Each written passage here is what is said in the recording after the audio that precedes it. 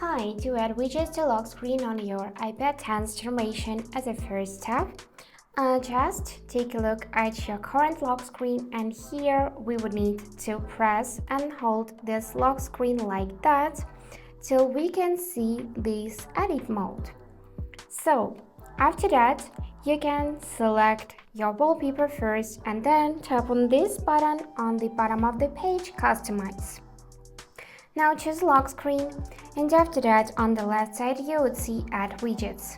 So to add some widgets we would need to tap here, and now we can select something from the suggested options right here or choose app manually.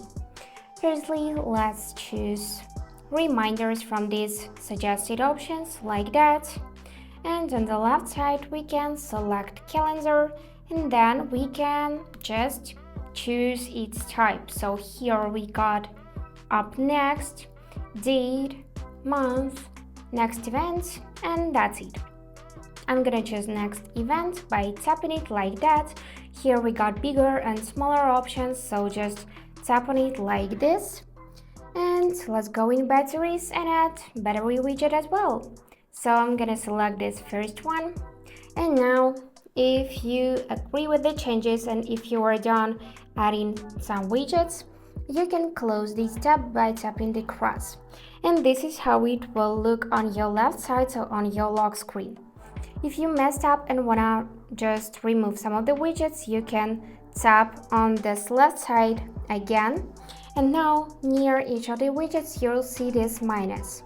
So just tap on the minus and widget will be gone like that. Let's do it one more time. And also you can notice the search widgets, so you can manually enter the name of the app here and it would be shown on this left side. Now let's close it, and to save those changes we will need to tap blue down button, and this is how our lock screen with widgets will look now. And that's it for today. If you enjoyed this video, please subscribe, like and comment, and I wish you all the best. Bye bye.